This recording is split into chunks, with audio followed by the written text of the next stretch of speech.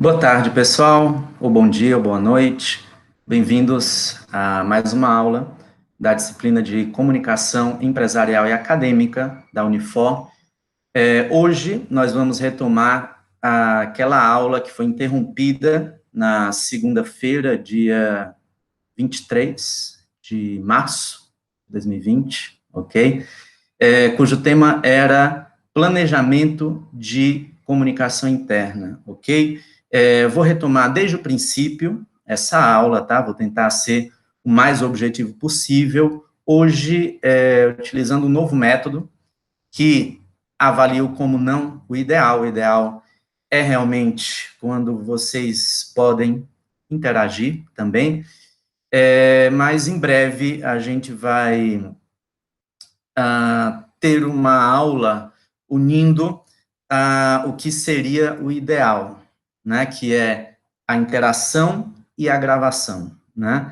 Essa nossa aula não tem recurso da interação, mas ela pode ser vista a qualquer momento por algum de vocês, ok? Bom, essa aula de hoje, nós temos como referência dois livros, ou pelo menos um e-book, né, e um manual que apresenta um case de sucesso que a Pirelli desenvolveu em sua empresa, como eu já relatei na aula passada, ok? Então, essa é uma aula extremamente de caráter prático, né, mais do que acadêmico, digamos assim, porque assim exige esse tema de hoje, né, um tema que não encontra tantas referências literárias, científicas, assim, então a gente tem que recorrer à experiência profissional de sucesso, enfim. Então essa é a nossa disciplina, às vezes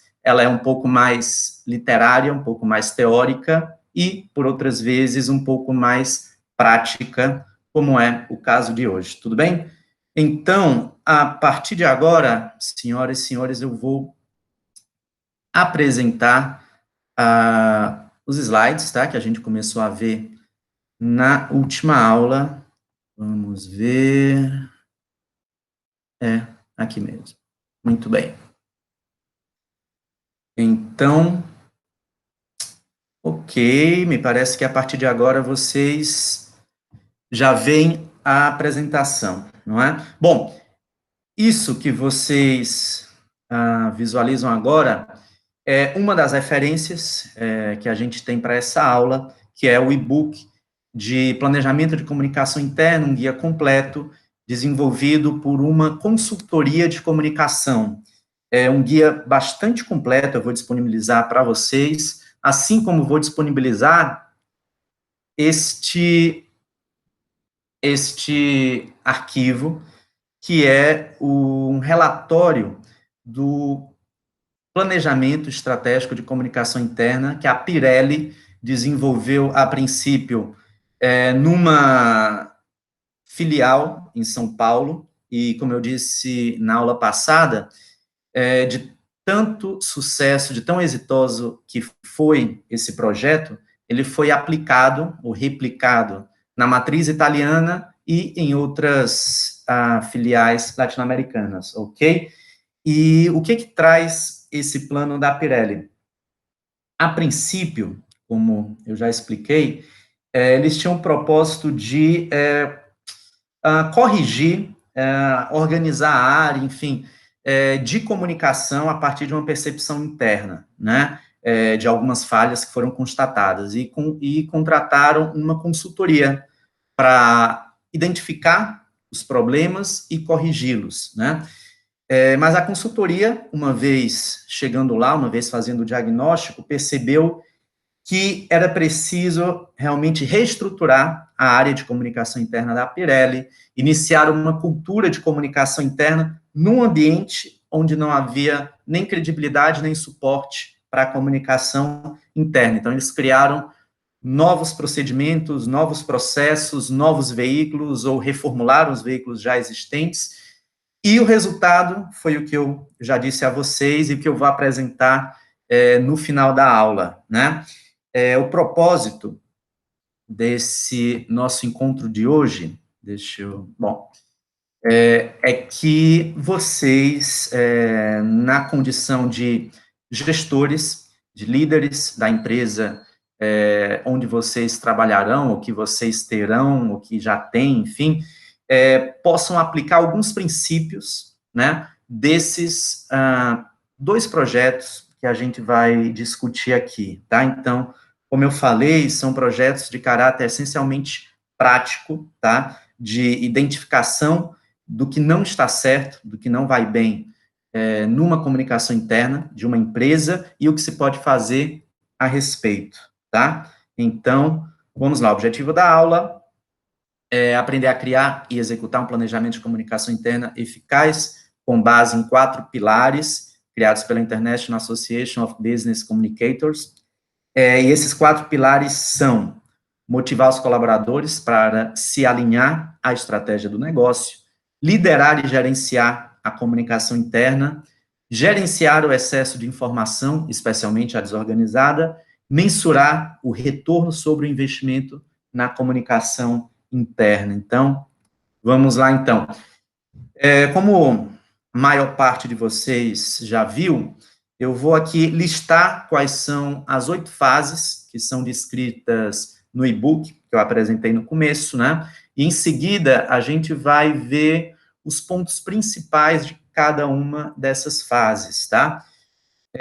Como eu disse para vocês, essa apresentação de slides que eu mostro agora nesta aula, ela é um resumo das 2 referências que a gente tem como base para essa aula. Então, vocês vão ter acesso tanto a essa apresentação mais sintética, que apresenta o que interessa, né, de modo mais assertivo, quanto vocês terão acesso também às referências originais primárias, né, que são o plano de comunicação interna da Pirelli, completo, né, e o e-book completo dessa consultoria de comunicação interna que eu mencionei no começo da aula. Muito bem.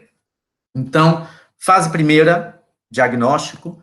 Fase segunda, a definição da hierarquia da informação, né, quais são os tipos de informação e que tipo de informação deve ser destinado a cada público. Fase terceira, composição da política, ou seja, é preciso criar um documento formal de como deve ser realizada essa comunicação interna no ambiente da empresa. Fase quarta, o papel da liderança diante dessa novo plano de comunicação interna que a gente vai ver. Fase quinta, controle e manutenção. Fase sexta, aferição de resultados. Essas 2 fases são contíguas, né? Uma e outra falam mais ou menos a mesma coisa, né? Só que a fase 5 se refere a critérios, né? A fase 6 se refere mais a instrumentos, como aplicar os critérios que são definidos na fase 5. Muito bem. Fase sétima, temos a definição dos canais de comunicação, plataforma dos meios, a isso se refere. Fase 8 é a hora da ação, ou seja, implementar tudo aquilo que foi planejado nas fases anteriores, né?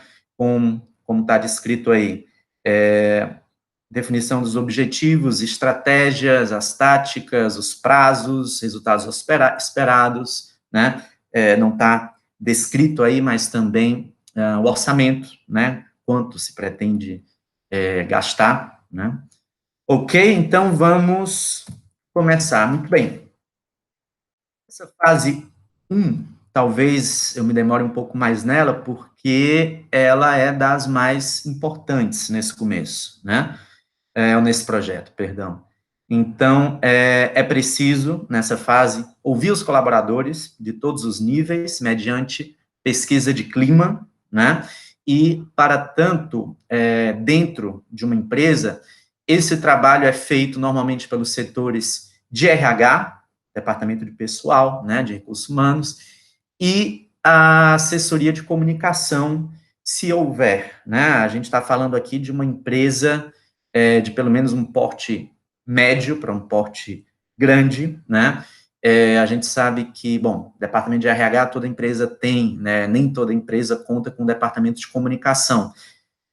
Mas aí, claro, isso vai ser levado à frente por aquele gestor que é mais afeito a essa área, né? Quem sabe um de vocês, ok?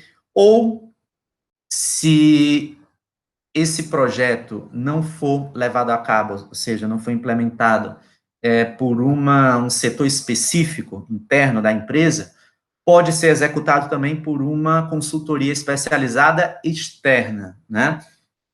Como eu falei já no nosso encontro anterior, a vantagem de uma consultoria especializada é porque, bom, o nome já diz, eles são especializados nisso, trabalham com isso, né? Já têm uma experiência, um know-how com isso.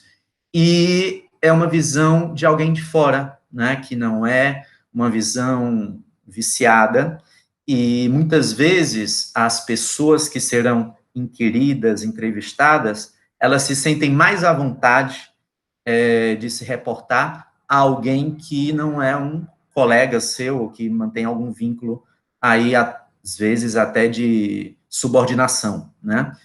Então, se recomenda uma consultoria especializada, como foi o caso da Pirelli. Se não houver essa possibilidade, pode ser plenamente in-house, ou seja, feito internamente por algum setor da empresa, ok?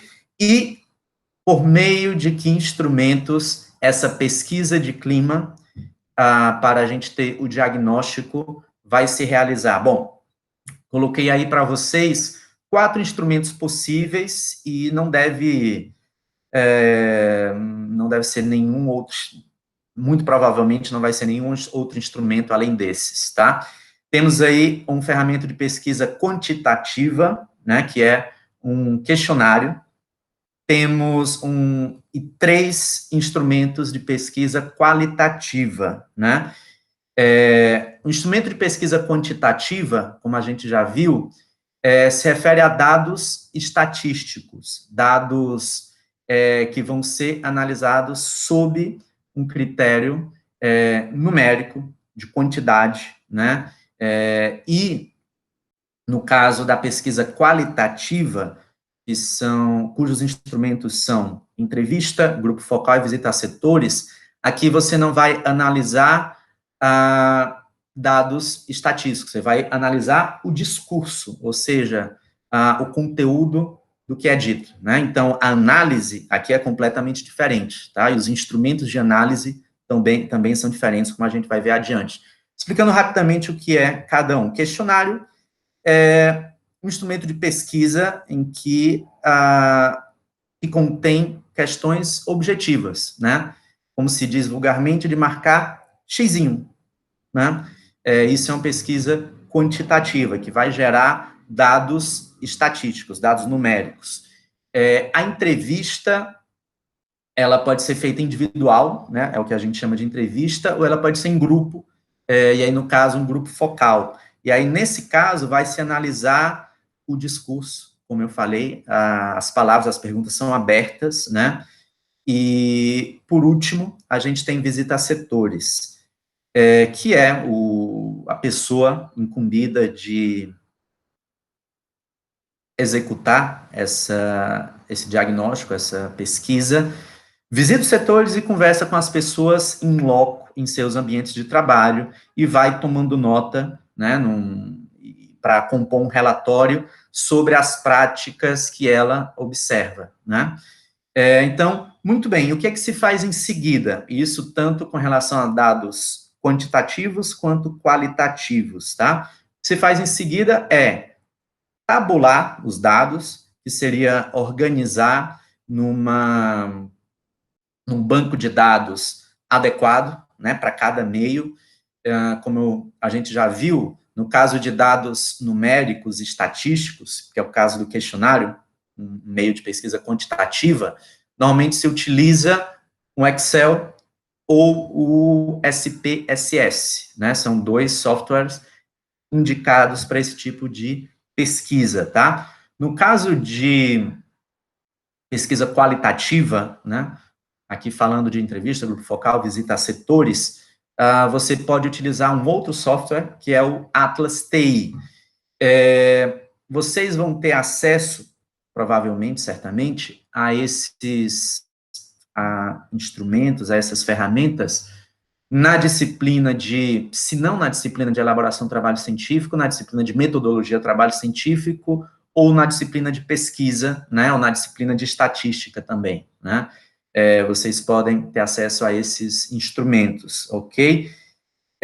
Então, muito bem. Então, após tabular esses dados, ou seja, organizá-los em algum banco de dados específico, você parte para análise. Esses softwares vão auxiliar vocês na análise, mas não tem jeito, a análise é feita a partir de uma sensibilidade, de uma percepção, de um conhecimento daquela pessoa que analisa. Os dados, a rigor, não se analisam sozinhos, tá? Então, é preciso ter uma leitura sobre uma pilha de questionários, né, que vão ser gerados a partir dos questionários, né? Esse questionário, repito, pode ser tanto presencial quanto online, pode ser enviado por e-mail, pode ser feito no sistema de intranet, ou seja, assim que se acessa o sistema da empresa, ele aparece lá e a pessoa só pode acessar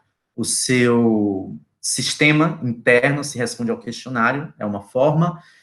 E no caso de entrevista, grupo focal, visita a setores, vai se gerar, como eu falei, né, conteúdo, e aí você vai analisar o discurso, ok?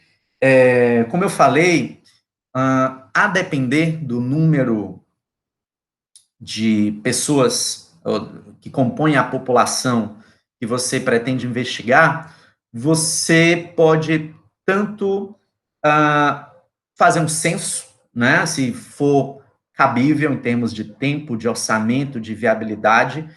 Censo é você inquirir, investigar, pesquisar todos da empresa, sem exceção, isso que a gente chama de censo.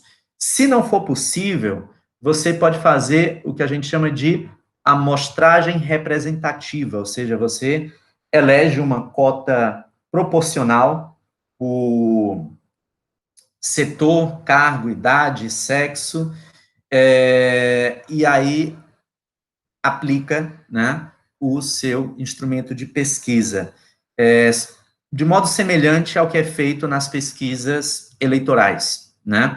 E aí, como eu já disse, né, percebe-se que depois de certa aplicação, quanto mais você pesquisa, menos muda o resultado, né? Ou seja, os dados chegam ao que a gente chama de saturação. Então, essa saturação é o que a gente chama de, bom, não precisa investigar mais do que isso, né? Fizemos a nossa amostragem representativa, então, isso já é válido cientificamente para a gente ter um resultado, digamos, válido, né? Ok? Então, tá claro? Até aqui, não sei se faz muito sentido eu fazer pergunta aqui, mas eu espero que vocês estejam me acompanhando bem até aqui, tudo bem? Então, vamos lá adiante, ok? Bom, esse é o momento em que eu apresento para vocês o nosso primeiro anexo, que foram os instrumentos de pesquisa Quanti e Quali que a Pirelli aplicou nessa fase de diagnóstico ao seu público interno, ok? Então, primeiramente, nós temos esse roteiro de pesquisa qualitativa, tá? Que é um relatório, um roteiro de entrevista, e vocês vão ver, como eu já comentei na última aula, que eles seguem um padrão, ou seja, sempre se parte de questões mais abertas, mais amplas, para questões mais específicas. Isso tanto no instrumento Quali quanto Quanti, tá? Então, a conversa começa com o que você entende por comunicação interna, como você avalia a comunicação interna da Pirelli, já ficou mais específico. Cite os pontos positivos, os pontos negativos da comunicação interna da Pirelli. quais veículos de comunicação interna você considera importantes para a sua informação, né? E depois vem uma avaliação individual para cada veículo, né, que já era existente naquela altura, né, com relação a conteúdo, layout, eficácia e periodicidade.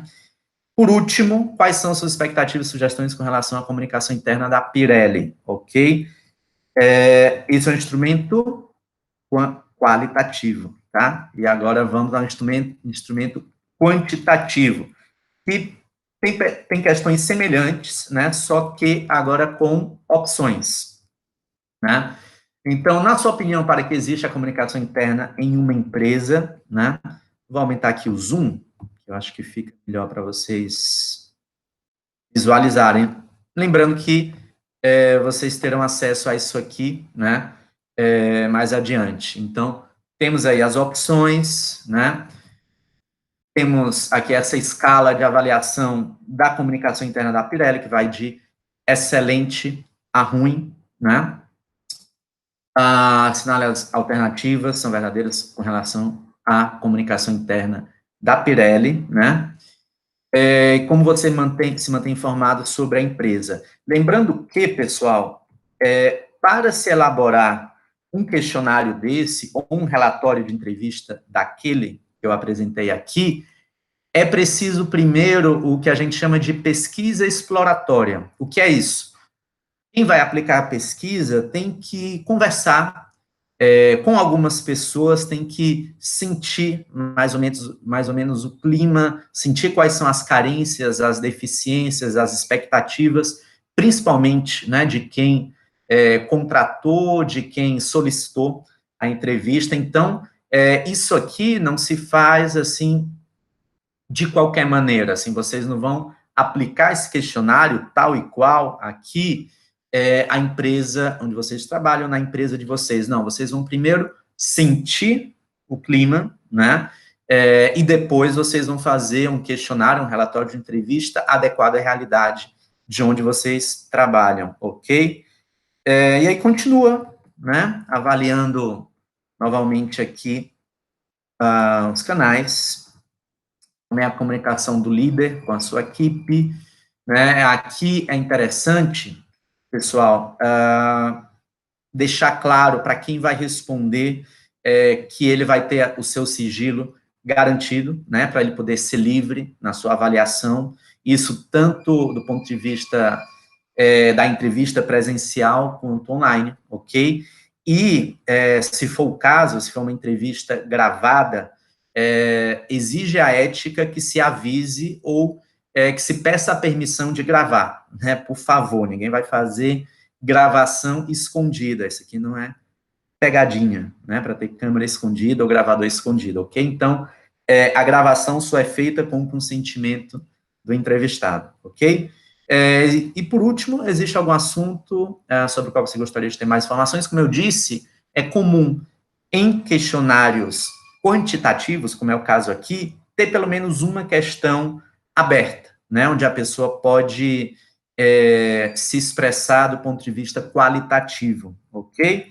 Então, muito bem, né? Aqui, digo para vocês mais uma vez, vocês têm algo muito interessante nas mãos, que é um modelo de pesquisa de clima qualitativo quantitativo. Normalmente as empresas não abrem isso para o público. E vocês têm aí um modelo de reconhecido sucesso de vocês, tá? Então, convém que aproveitem, salvem isso, tá? Pode ser que algum dia vocês se vejam na contingência de aplicar isso na empresa de vocês, ok? Vamos voltar aqui, então. Deixe-me ver se eu estou esquecendo de dizer alguma coisa aqui. Não, acho que podemos seguir, então, ok? Vamos lá, então já vimos aqui a fase 1 do diagnóstico, né, com seus instrumentos de pesquisa, tá? E, em seguida, vem a fase 2, que é a definição da hierarquia da informação. O que é isso? É aqui e se delimita a natureza das informações, pois isso dará a noção de ordem e importância do que deve ser comunicado prioritariamente. Além disso, além de delimitar o tipo de informação que é veiculado dentro de uma empresa, e aí eu estou falando tanto da comunicação administrativa, que é aquela comunicação dos processos, das tarefas, enfim, dos pedidos, tá?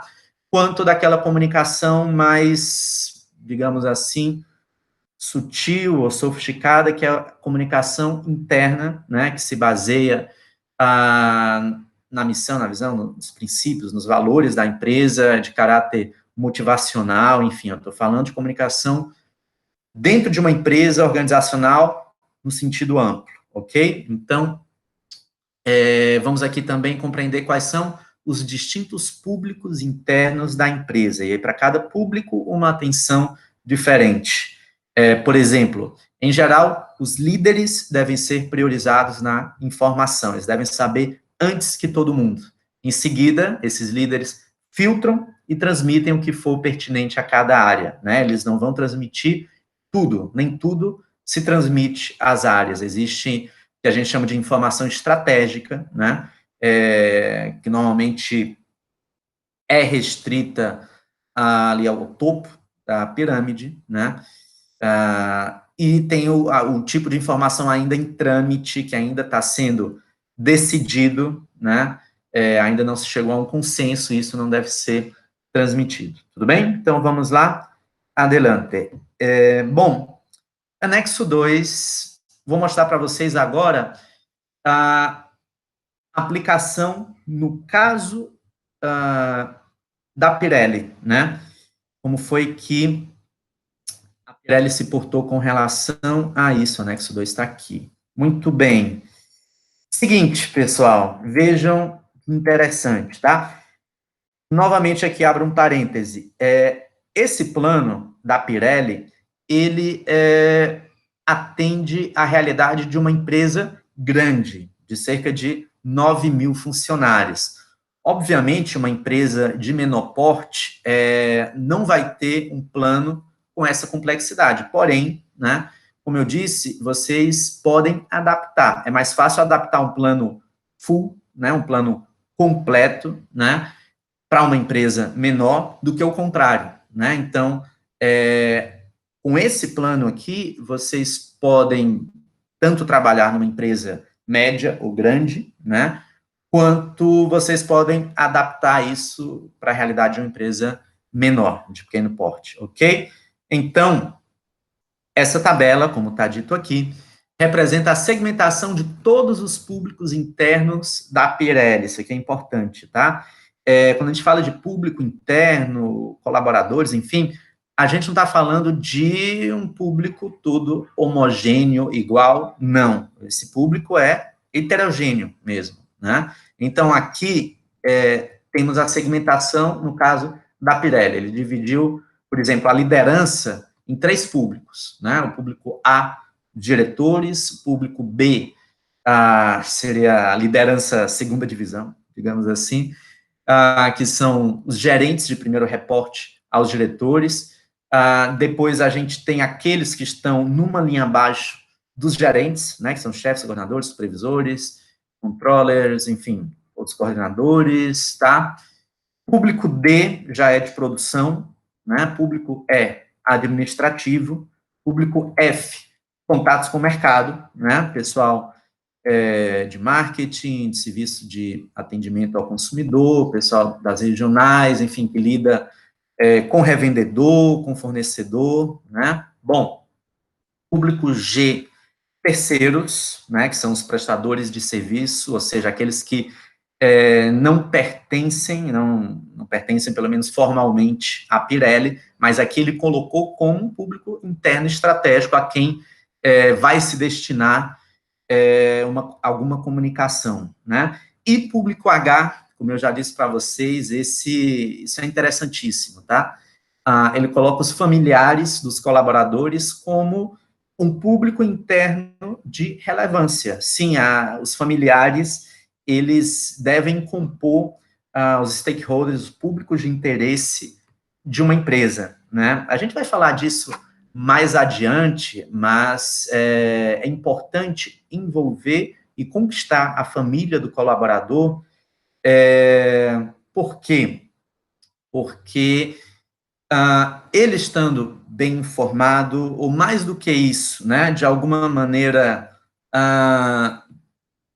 motivado no sentido de entender que, olha, essa empresa onde minha esposa, meu marido, meu pai trabalha, é muito bom para ele. Então, vou apoiá-lo cada vez que ele não estiver aqui, enfim.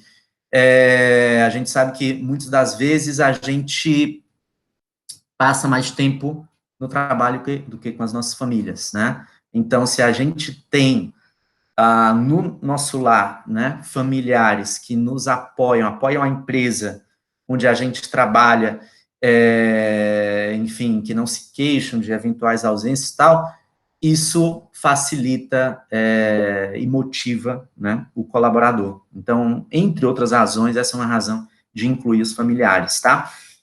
Então, pessoal, e só recapitulando, temos a segmentação dos públicos internos de uma empresa, tá?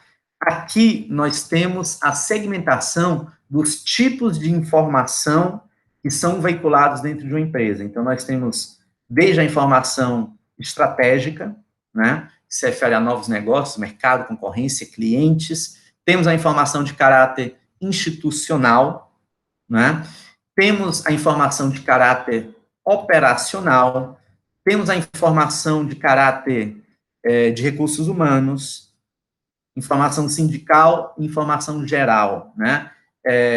Nesse caso, informação sindical é relevante porque a gente está falando de um ambiente industrial, ok? E a gente sabe como o sindicato, nesse segmento, é forte, né? Então, por isso que eles colocam aqui esse tipo de informação. Pode ser que no seu segmento não seja assim tão forte, e aí você nem incluiria aqui, ok? E temos a informação de caráter geral, ok? Então, vamos lá adiante, que aí explica datas comemorativas, eventos, entretenimento, informações de utilidade pública, etc. Muito bem, de posse dessas duas segmentações, da segmentação do público, da segmentação da informação, o que é que vocês acham que a gente vai fazer agora? Eu acho que está bem claro, né? A gente vai fazer um cruzamento, né?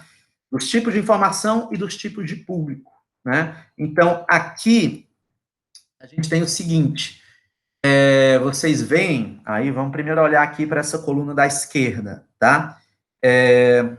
Vocês veem aquilo, a confirmação daquilo que eu falei lá no começo, né? No caso da liderança, principalmente da alta liderança, eles têm que saber de tudo, têm que ser informados sobre tudo e primeiro, né?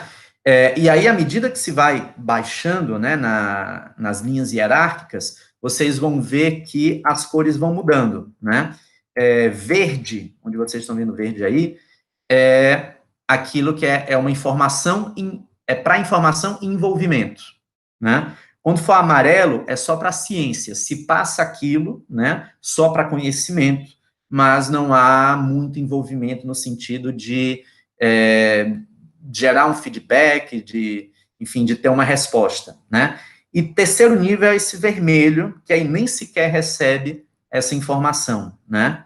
Então, por exemplo, informação de caráter sindical, não tem por que mandar para familiares e terceiros, né? Contatos para o mercado, aqueles profissionais que lidam com o mercado, podem saber, mas somente para a ciência. Mas do administrativo para cima, aí já é para informação e envolvimento. E aí muda, né, conforme o tipo de informação, conforme o tipo de público, ok?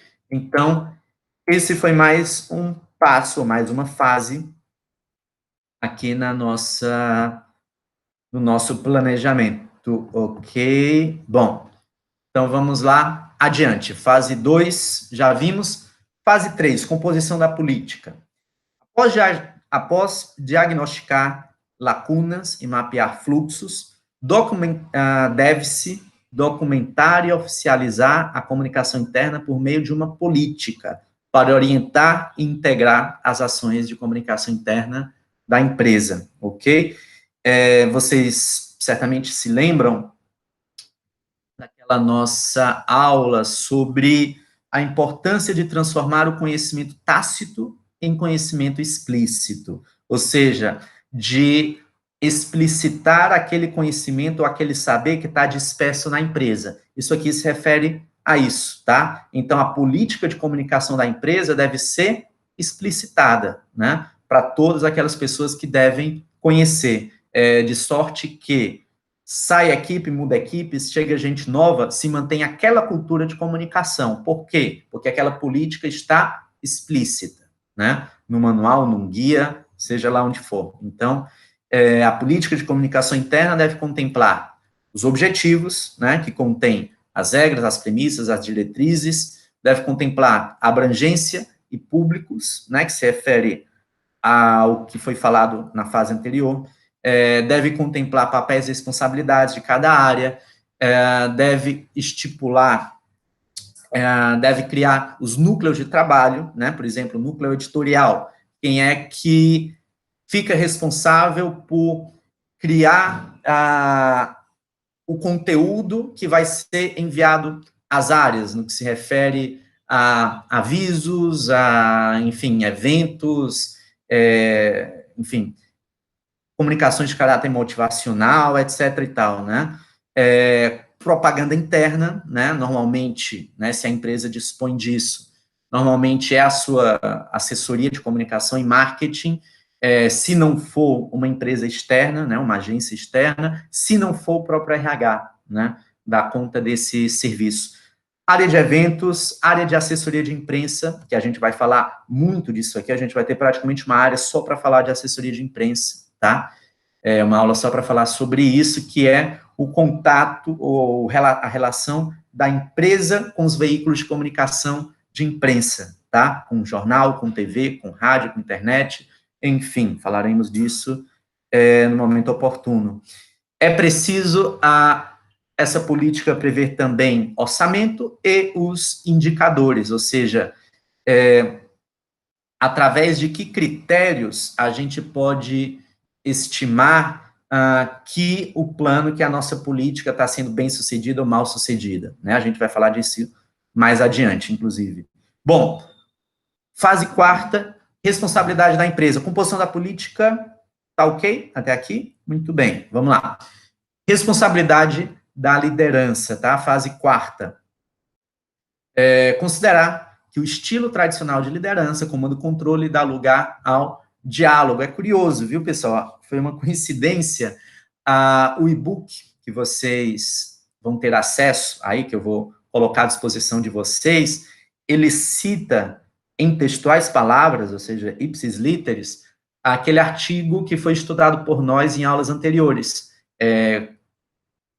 Comunicação é diálogo, ou liderança é diálogo, né? Da Harvard Business Review, Brasil, né? E aqui fala exatamente disso, né? Que hoje a liderança tem um caráter muito mais flexível e principalmente dinâmico, né? Bom, e aí continua, segundo pesquisa da International Association of Business Communicators, os colaboradores desenvolvem percepção sobre a organização baseando-se em liderança, 55%, processos, 30%, veículos formais, 15%, né? Então, daí se depreende como a liderança é importante no papel de assimilação da comunicação, ok? Portanto, é fundamental a coerência entre o que se diz e o que se faz, bem como se demonstra a importância do líder junto à equipe, ok? Em outras palavras, só existe engajamento quando o líder veste a camisa, né? É por isso, pessoal, normalmente isso eu posso falar, inclusive, pela Unifor, normalmente campanhas internas, seja lá de que natureza for, até de natureza comercial, como de conscientização para alguma causa, ou motivacional, enfim, a diretoria de marketing primeiro apresenta esse plano, esse projeto, essa campanha, internamente para os líderes, né? Obviamente, isso é aprovado, né? Junto ao conselho curador, reitoria, enfim. E uma vez aprovado, essa comunicação, ela vai para os diretores de centro, para os coordenadores, vice-reitores, enfim, eu inverti um pouco a ordem aqui, e aí, por cascata, cada líder vai passando para os seus liderados, né? Então, na verdade, reitoria para vice-reitor e vice-reitores para aquelas pessoas que são ligadas a eles, seus assessores, enfim, no caso da graduação, por exemplo, passado para os diretores de centro, que passam para os seus coordenadores, que passam para os seus professores, se for o caso, passa para os seus alunos, né? E isso inclui, obviamente, aqueles funcionários técnico-administrativos também. Então, a comunicação, ela se dá dessa maneira, em cascata, partindo do topo para as lideranças subordinadas, né? E é preciso haver esse engajamento partindo de cima, né? E eu digo literalmente vestindo a camisa, né? Se existe esse meio, né? Camisa, muitas vezes sim. Então é preciso que cada líder motive, né, a sua equipe na campanha em questão, ok? Então vamos lá. Aqui a gente vai para a fase quinta, né, de controle e manutenção.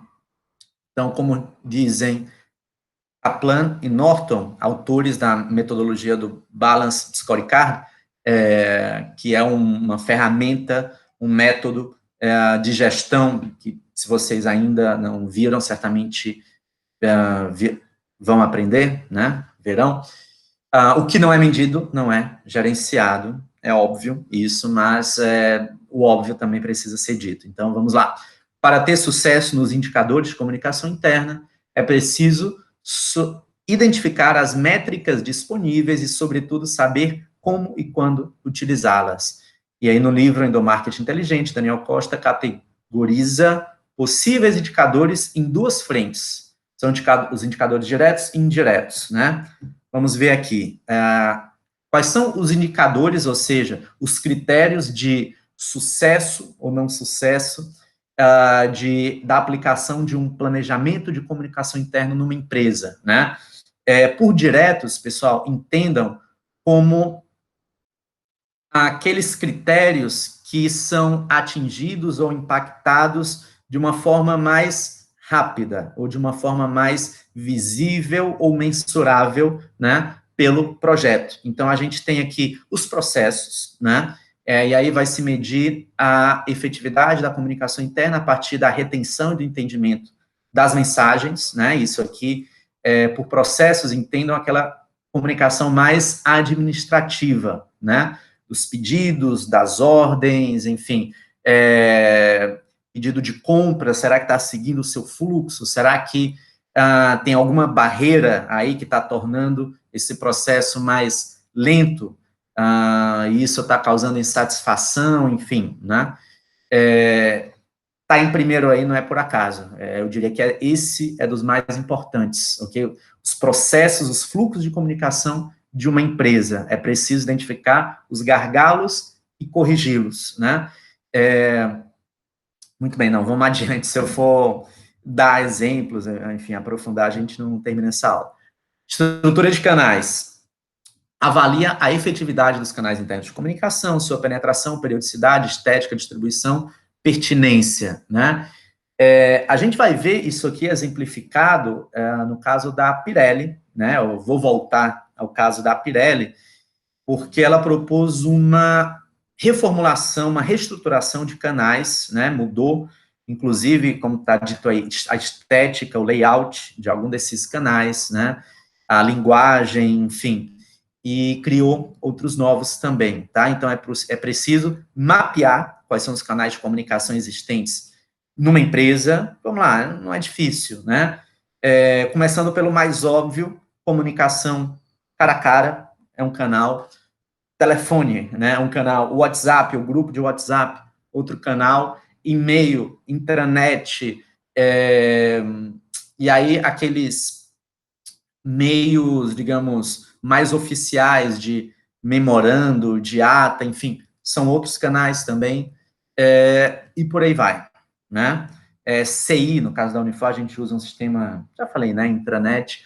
Muito bem, efeito motivacional, analisa o impacto a partir do engajamento das pessoas e sua motivação. Ou seja, será que após a aplicação do planejamento, as pessoas estão trabalhando mais motivadas, né? Elas estão trabalhando com um propósito, elas estão trabalhando com mais satisfação, mais felizes, né? Isso vai ser avaliado como um critério, como um indicador direto, ok?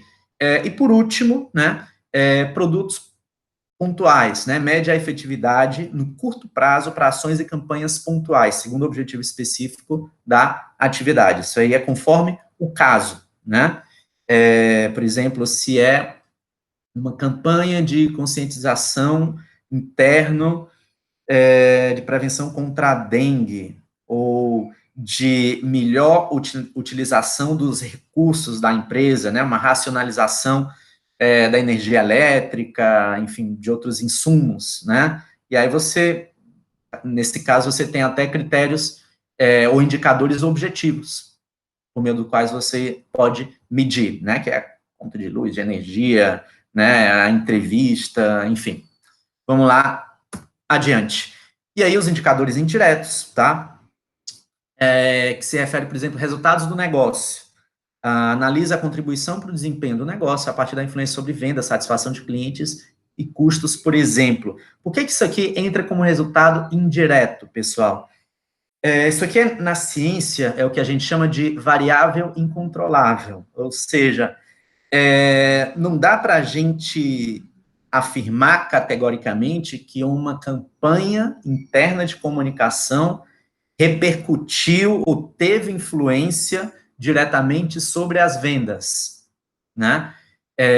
Obviamente que quem trabalha mais motivado, quando se tem fluxos, processos mais fluidos, enfim, pode afetar lá na ponta, lá no negócio. A gente sabe que existem variáveis incontroláveis, ou seja, que vão além da campanha, além do seu projeto, além do seu planejamento, né? Ou seja, um aumento, um incremento, né, na lucratividade pode ter como explicação outros fatores, né? Não são necessariamente o seu projeto, ok? Resultados de gestão, avalia o grau de impacto na forma como as pessoas percebem as práticas de gestão que se manifestem no clima organizacional, segurança, qualidade e valores. E papel das lideranças, analisa o impacto da comunicação interna para o engajamento das pessoas no trabalho e sua motivação pela empresa. Esse papel das lideranças, ele até se confunde um pouco com esse efeito motivacional, né? Depois, lendo o projeto, o e-book, é interessante ler e perceber qual é a diferença entre um e outro, né? Mais adiante a gente pode ver isso. Bom, seguinte, pessoal, como eu disse, a gente entra agora na fase sexta, tá? Que é a aferição de resultados. Na fase quinta, a gente discutiu aqui os critérios, né? Os indicadores. Aqui, como é que a gente vai aplicar esses indicadores, esses critérios para aferir os resultados, né? Então, repito, vocês têm diante de vocês aqui um modelo formidável que pode ser adaptado a qualquer realidade, tá? Então, vocês podem aferir esses resultados nas dimensões da empresa, da liderança, do grupo, do indivíduo, né, com base nesses indicadores, né, que tem cada um essa descrição, né. Então, a empresa pode ser avaliada nos indicadores de confiabilidade, harmonia, valorização, reciprocidade, ou seja, aquilo que permite dar um feedback para o público interno, né, não é, quando a comunicação não é uma via de mão única, né, quando ela é uma via de mão dupla, como deve ser, comunicabilidade, enfim. Aí depois vai para a liderança, né, não sei se vocês estão enxergando bem aí, diz alinhamento, motivação, avaliação, credibilidade, grupo, né, integração, atuação, indivíduo, retenção, né, que é quando a comunicação é efetivamente assimilada, ok? Vamos para, assim, então aqui a gente tem a aferição de resultados do público interno quanto à comunicação interna, e aqui é específico para aferir a satisfação do público interno quanto aos canais de comunicação, né? a gente viu já um modelo da Pirelli, né?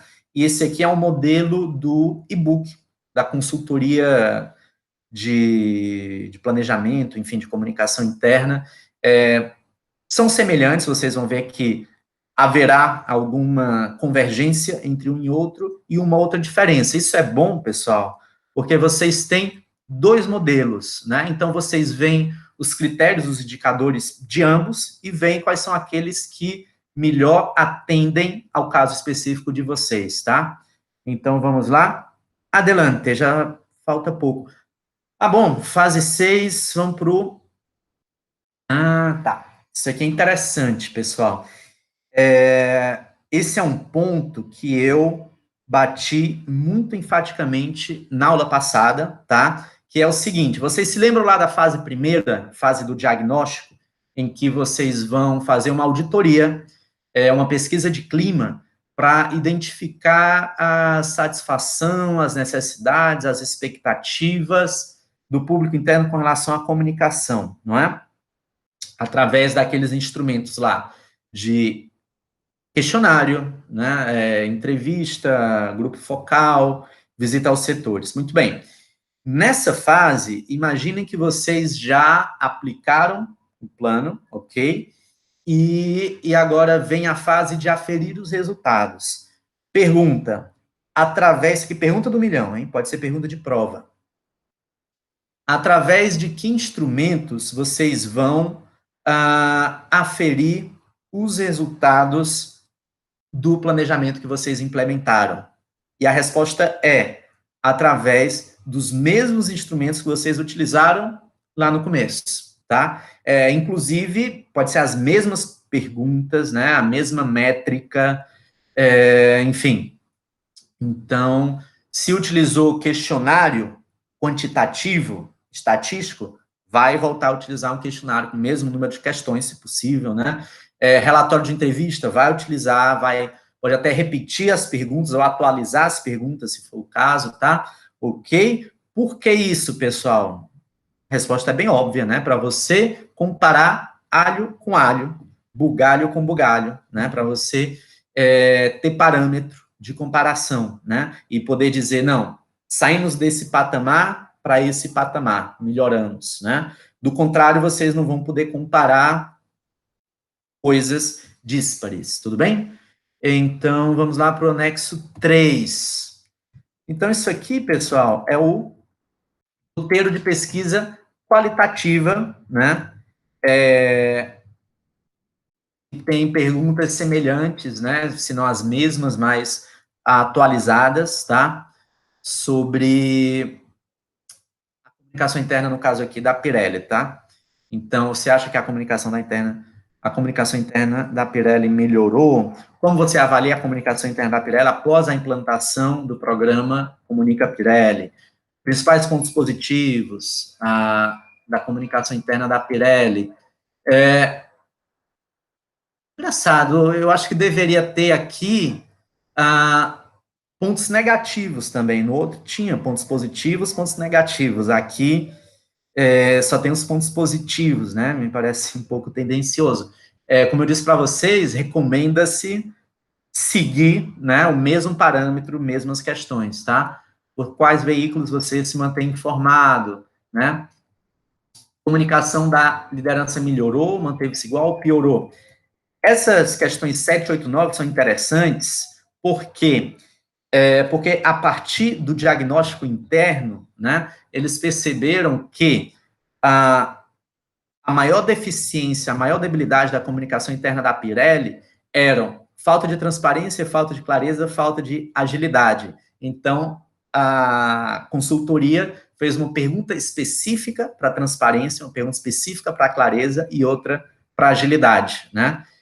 Então, vamos lá, o diagnóstico, ele também vai moldar como vai ser a pesquisa posterior, ok? Então, vamos lá, adelante, e aqui o questionário de pesquisa quantitativa, obviamente não vou ler aqui para vocês, mas ele está aí, vai estar à disposição de todos, tá? E como eu disse, muitas vezes são perguntas muito semelhantes à ferramenta anterior, né, de pesquisa Quali. Então, aqui você avalia transparência, clareza, agilidade, né? Agora, não só com xizinho, mas com discurso, com parola, né? Palavras. Muito bem. Vamos voltar, então, ao nosso plano, que já está perto do fim, ok? Plataforma dos meios, definir quais meios são mais eficazes para a comunicação interna, considerando cada público.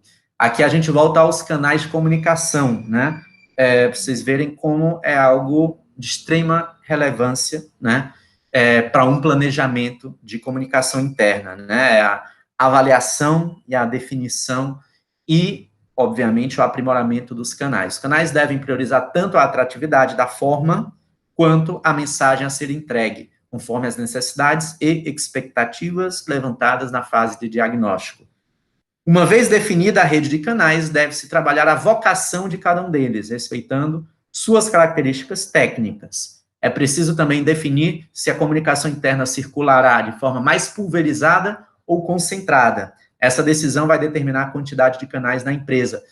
Pessoal, vocês lembram aquele exemplo que eu dei sobre descentralizar muito a geração de informação no ambiente da empresa ou não, né? E aí eu dei o exemplo até da Unifor, a partir de uma consultoria da qual eu participei, e viu-se que descentralizar demais muitas vezes não é positivo, porque nem todos estão imbuídos dos objetivos estratégicos da empresa, nem todo mundo tem o treinamento para lidar com mídias sociais, né, principalmente quando se trata do público externo, né, ainda quando se trata do público interno, vai lá, ok, né, mas quando se trata de escrever em nome da empresa, ou gerar conteúdo em nome da empresa, em direção ao público externo, isso é algo de extrema responsabilidade, certamente isso deve ser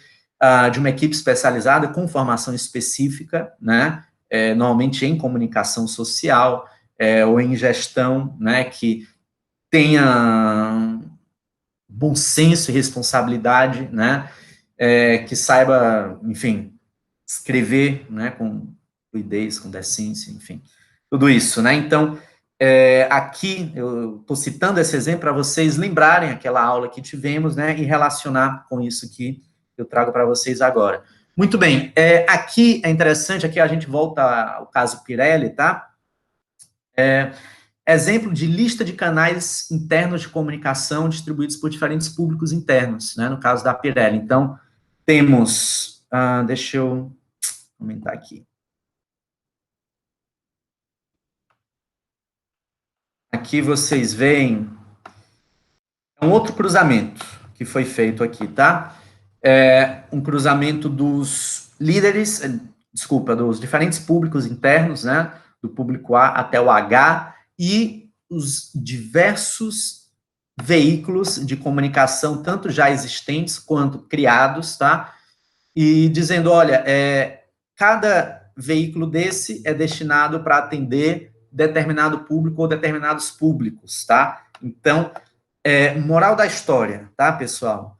Você precisa identificar quais são os tipos de informação que circulam dentro de uma empresa, né? Quais são os veículos de comunicação, quais são os tipos de público que existem dentro de uma empresa e segmentar tanto o tipo de informação quanto os veículos de informação. É o que está sendo feito aqui, tudo bem? Então, bom, vamos diminuir. Ajustar uma página inteira. Pronto. Ok. Bom, adiante, chegamos ao final, tá? Plano de ação. Elaborar um roteiro que vai conter todas as informações levantadas nas fases anteriores, né? Histórico, objetivos, estratégia, segmentação do público-alvo, cronograma, orçamento, resultados esperados. Importante. Para gerar engajamento, pode-se lançar o plano por meio de evento, divulgá-lo previamente com teasers, criar ações de sustentação com brindes, jogos, etc. Tá? Eu vou já explicar o que é teaser, tá? Vamos lá, não sei se vocês perceberam, tá? Mas só agora, depois de levantar todas as informações anteriores, né, de estabelecer esse plano completo, vai se implementar, ou seja, vai se lançar o plano, né, em direção aos públicos internos da empresa, tá? E esse plano de ação vai conter essas informações que estão contidas aí, né? E esse plano de ação vai sendo alimentado ou atualizado no decorrer do plano, né? Essa avaliação, quando a gente coloca aqui que é preciso avaliar os resultados, não é só avaliar os resultados finais, não. É preciso avaliar os resultados parciais para ver se já se está gerando os resultados esperados, né? Então, para isso você precisa de indicadores, de instrumentos para aferir os resultados, enfim, para, se for o caso, uma mudança de percurso ao longo do planejamento, ao longo do projeto, ok? Bom, sobre o segundo ponto, é muito interessante quando você cria uma expectativa, você pode criar uma contagem regressiva, você pode criar um suspense, e é isso o que a gente chama de teaser. Teaser, conseguem ler aí? Teaser. Teaser é quando você não entrega, não diz completamente o que é aquilo que você vai comunicar. Você planta a sementinha do bem ali. Você diz, olha, aguarde, porque vem por aí algo fantástico, né? Algo que vai revolucionar a nossa comunicação. No plano, no case lá da Pirelli, eles trazem os teasers que eles utilizaram para isso, trazem o evento, fizeram um evento de lançamento e tal, depois ações de sustentação, porque o que acontece? Quando você lança um projeto, uma campanha, seja lá o que for, você consegue um engajamento, tá, uma participação, depois o envolvimento, a participação tende a cair, porque não é mais novidade, né? Então você tem que criar novidades, tem que criar fatos novos para manter o engajamento, né? É só vocês lembrarem daquela aula muito bacana que a gente teve no Espaço Cultural. Eu disse para vocês, olha, pessoal, no caso aqui das nossas posições, a gente faz um lançamento, um coquetel e tal, divulga, a imprensa, os jornais, televisão, tudo divulgam, a gente tem um boom na visitação, no interesse, depois cai. Então, o que é que a gente precisa? Criar ações de sustentação para manter o interesse, né? No nosso projeto, por exemplo, quando se trata de exposição, recentemente na exposição Unifoplástica, nós chamamos os artistas que estavam lá expondo, né, para falas, para conversas no ambiente do espaço cultural, todo sábado à tarde. Então, a gente criava ações de sustentação, fatos novos, para manter o interesse das pessoas, manter na mídia, né, e assim conseguir manter a visitação bacana, ok? Então, vamos lá. Aqui é um exemplo, tá? Vamos lá. Digamos que eu dei aqui um exemplo da empresa que tem o objetivo de implantar, de combater a dengue, de racionalizar os recursos que são usados, tal. Aqui o objetivo da empresa, de uma campanha interna de comunicação, é implantar o conceito de sustentabilidade em todas as unidades. Ok. Qual é o objetivo da comunicação interna diante do objetivo da empresa? Bom, esse projeto, esse plano de comunicação vai motivar e mobilizar os colaboradores, seus familiares, para o exercício da sustentabilidade, tanto no ambiente profissional quanto pessoal, tá? E aí a gente tem um quadro síntese de um plano de ação de comunicação interna, tá? Ok, não vou ler isso aqui, tá? Até porque vocês têm acesso a isso, mas isso aqui é algo, assim, bem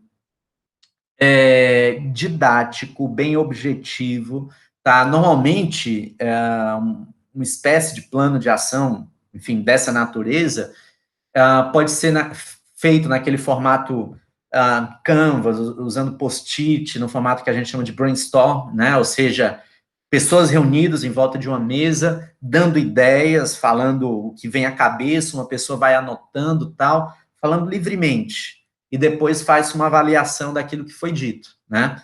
Então, temos aí as estratégias, como fazer, o que fazer, como medir, tá?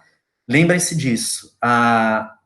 Além do que fazer, é como fazer e como é que a gente vai aferir os resultados disso para saber se a gente está tendo resultado ou não, ok? Isso é algo básico, fundamental na gestão de projeto, ok? Bom, por último, temos esses anexos aqui, eu vou apresentar muito rapidamente, tá?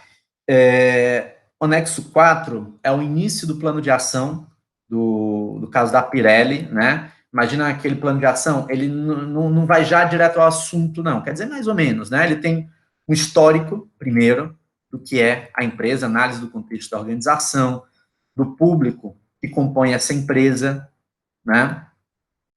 Análise do, o problema, né? Aqui, pessoal, foi o problema que gerou a contratação dessa consultoria, tá? E depois vem a proposta, né, da consultoria, que a questão era muito mais problemática do que a princípio se pensava, né, como está descrito aí. E por aí vai, né? Aí, logo após identificado o problema, a carência, a debilidade, você vai traçar os objetivos e estratégias para atingir os objetivos, tá?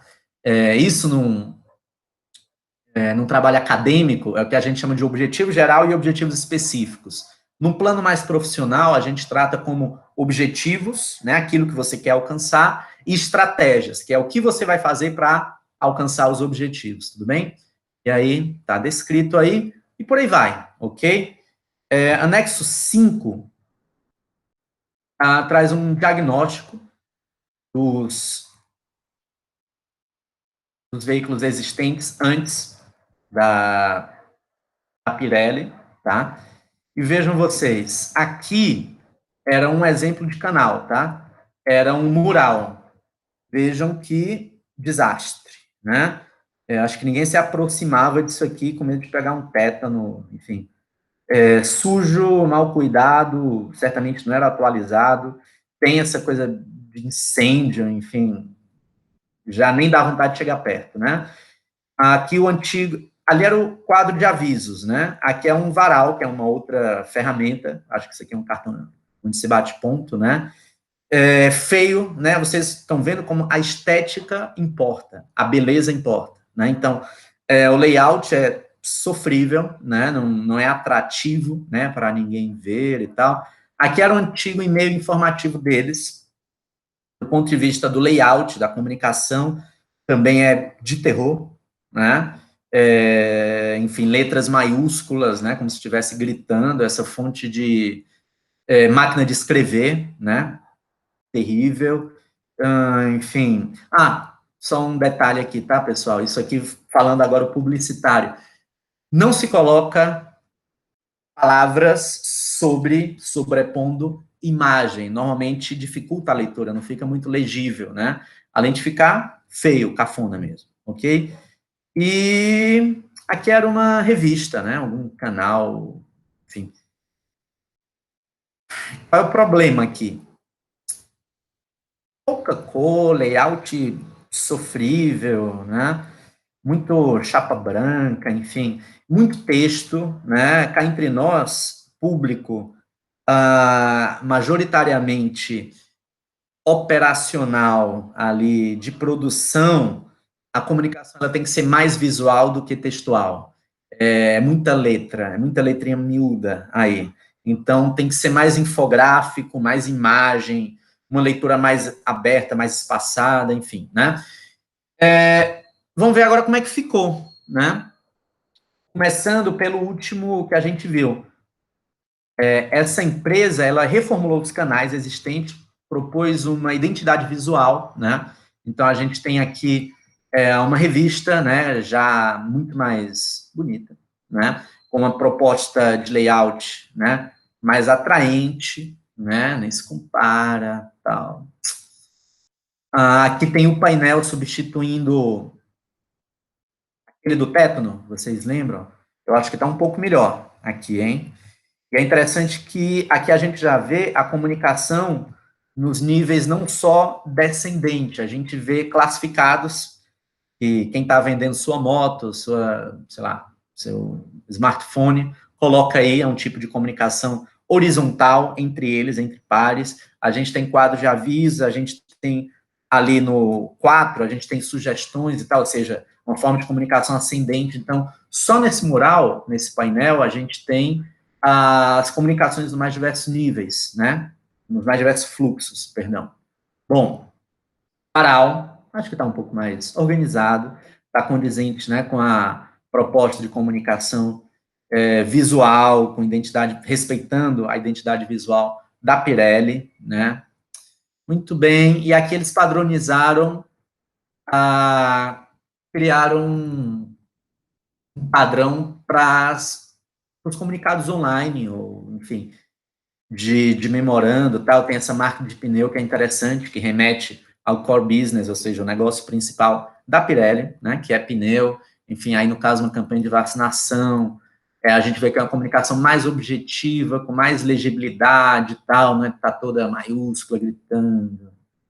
Bom, aqui é um outro exemplo também, mudar a cor, e aí mudar a cor conforme o propósito, o tipo de comunicação, enfim.